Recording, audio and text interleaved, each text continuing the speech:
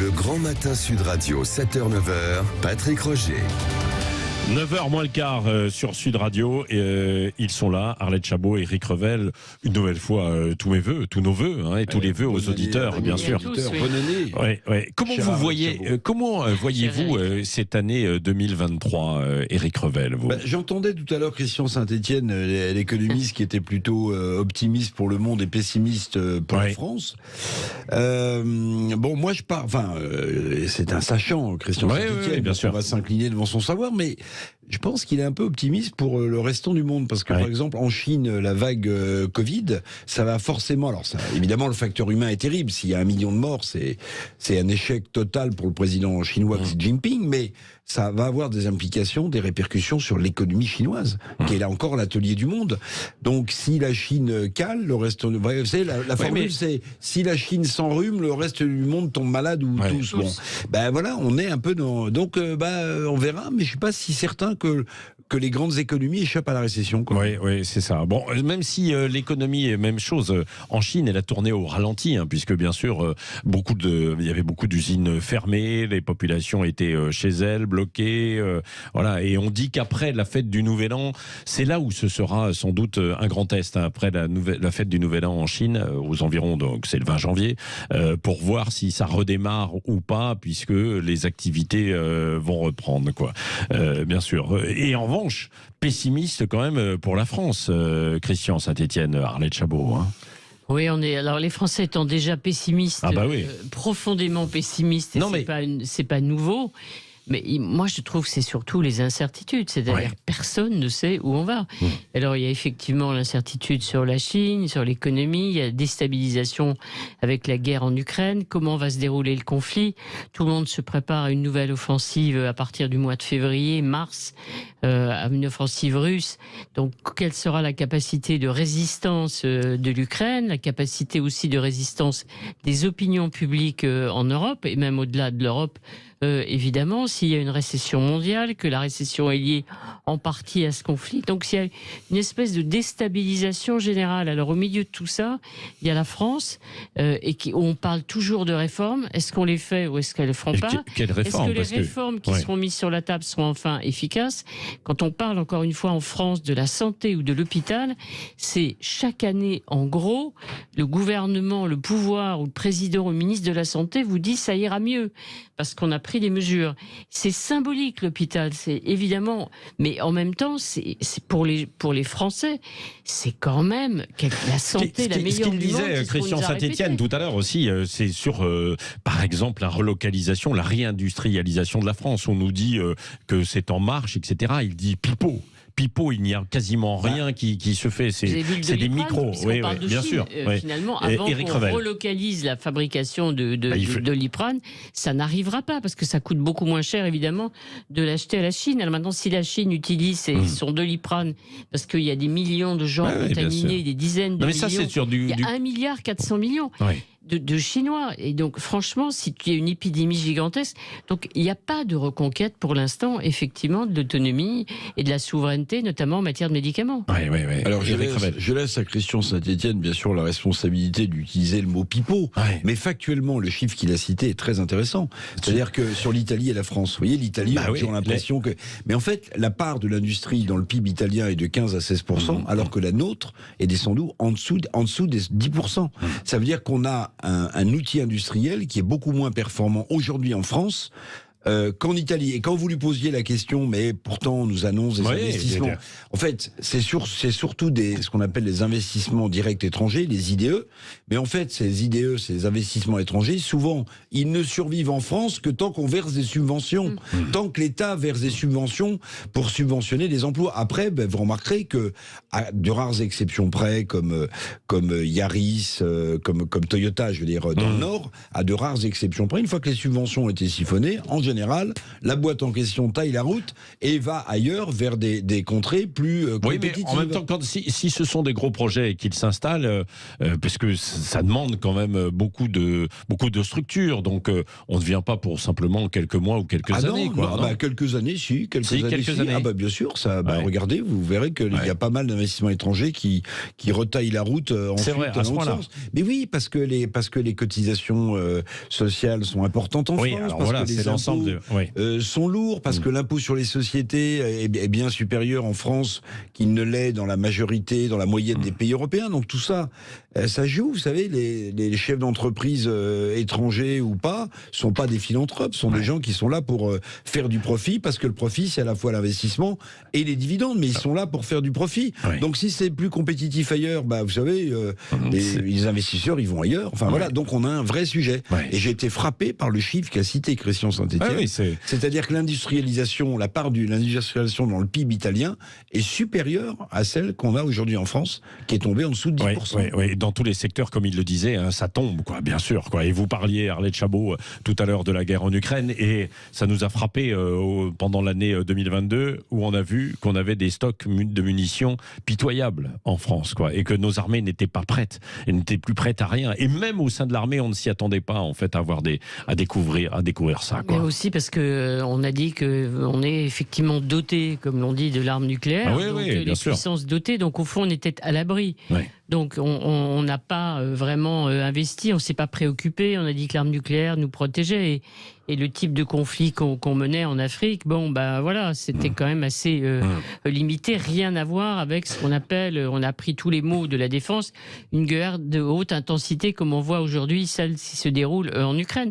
Donc tout ça, on est dans une période où on réfléchit, c'est la période des révisions, des interrogations, et on découvre effectivement nos faiblesses. On n'a pas que des faiblesses, mais on a des faiblesses. On a un potentiel, c'est ce qu'il disait. Voilà, et ce qui est surtout effrayant, c'est l'incapacité à changer, l'incapacité à bouger. Une fois qu'on a dit, on change, ça ne marche pas. Donc les années passent et vous entendez toujours les mêmes sujets qui sont posés et il n'y a pas de solution, et il n'y a pas d'efficacité. Donc je trouve que c'est ça qui est le plus déprimant en fait. Et puis alors il y a la réforme des retraites qui va venir en ce début d'année. Gérard de Colombes est avec nous. Bonjour Gérard. Bonjour Gérard. Salam alaikum. Ah voilà. Bon, vous êtes Gérard de bien réveillé ce matin. Sur la réforme des retraites, c'est ça. Vous vouliez. Alors je pose une question que moi j'ai eu en exemple. Quelle sera la base de calcul pour le départ? Parce que moi, lorsque je suis parti il y a déjà une vingtaine d'années, c'était dans le privé, c'était sur les 10 meilleures années, la base de calcul. Et ma femme, qui était fonctionnaire, elle est partie sur la base des 6 derniers mois. Oui, c'est vrai. En tout cas, c'était le cas auparavant sur les calculs dans beaucoup de situations. Ça va changer, Éric Revel. Oui, mais ça va changer. Ça a déjà changé. Ça a déjà changé, mais l'écart entre les meilleures années pour le privé et celles pour le public, à mon sens, restera en défaveur du privé et en faveur du public. Je vois pas comment vous allez aligner. C'était les 10 meilleures années. C'était les 10 meilleures années. Et c'est passé aux 25, là. Oui, je veux voir dans le détail. Mais c'est une bonne question, parce qu'on parle souvent d'annuité, mais on parle pas du calcul de base de la retraite et du distinguo énorme, quand même, qu'il y a entre le privé et le public, sans parler quand même. Je le dis à chaque fois parce que ça me fait toujours sourire, qu'on parle souvent du débat entre retraite par répartition et par capitalisation, et que les seuls qui ont un système par capitalisation, ce sont les fonctionnaires, avec le système de la préfond, qui est un vrai système de capitalisation et qui permet aux fonctionnaires à la retraite de sortir ou en rente ou en capital, mais c'est de la capitalisation, c'est un système à côté de la répartition. Donc ça me fait toujours sourire quand on dit non mais la capitalisation c'est une mauvaise chose, mais ceux qui en bénéficient aujourd'hui en France, ce sont les fonctionnaires avec préfond. C'est la complémentaire. Voilà, et souvent les fonctionnaires ont des orientations politiques qui sont plus marquées à gauche, vous voyez, qu'à droite, en moyenne. Donc c'est assez marrant quand même. Il y a beaucoup d'interrogations, Arlette Chabot, avant la présentation de cette réforme des retraites. Il y a des négociations présentation demain et après-demain d'Elisabeth Borne qui va recevoir les partenaires sociaux sur les petites retraites, par exemple, quoi. Hein, c'est ce que vous me disiez ce matin. C'est-à-dire que tout le monde a compris que les petites retraites, le niveau le plus bas, il y aurait une augmentation autour de 1 200 €, dit-on aujourd'hui. Tout le monde a compris que ce serait tout de suite maintenant. Et en fait, non, le ministre du Travail, la semaine dernière, a bien rappelé que la promesse d'Emmanuel Macron, c'était pour les futurs retraités. Effectivement, on atteindrait ce que demandent les Républicains, 85% du SMIC à peu près, mais pour les futures retraites. Alors, je pense qu'il y a beaucoup de retraités qui ont compris, ça y est, c'est formidable, les petites retraites vont augmenter. Mais ce n'est pas immédiat. Et donc, c'est pas immédiat. Ça, c'est un vrai sujet. Et en tout cas, si les retraités sont aujourd'hui les plus favorables à la réforme, c'est en partie pas cause de cette raison. Et si effectivement cette promesse n'est pas celle qu'ils avaient entendue, ils vont changer d'avis. Donc il y a plein d'interrogations. Il y a le travail, on le sait, des seniors. Il y a les critères de pénibilité. Le gouvernement avait annulé en 2017 les critères qui étaient dans la réforme Touraine. Aujourd'hui, on dit qu'on va en remettre certains.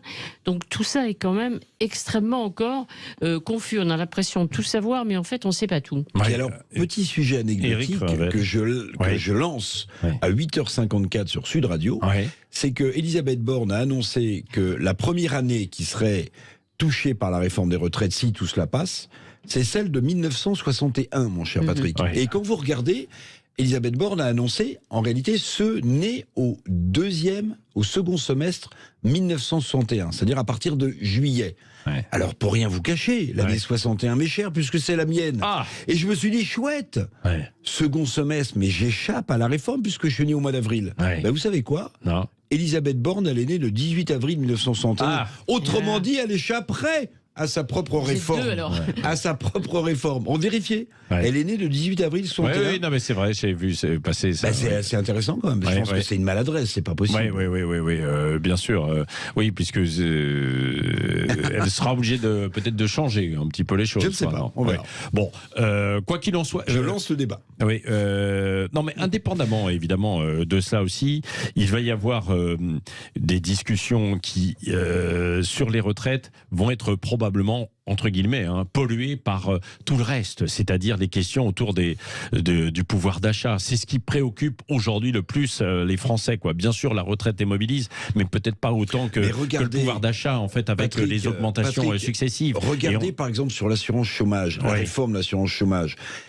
On a appris pendant les fêtes qu'en réalité, le texte qui avait été proposé aux syndicats et qui avait déjà été difficile à avaler pour la plupart des syndicats, c'était pas exactement ce que le gouvernement avait mis en place. C'est-à-dire qu'il a mis en place une réforme encore plus coercitive que ce qu'on avait annoncé. Mais comment est-ce que vous voulez, que, dans ces conditions de dialogue social, que les syndicats, jusque y compris la CFDT, qui est un syndicat réformiste, continuent à avancer et à croire ce que dit ce gouvernement? Parce que sur l'assurance chômage, il s'est fait avoir.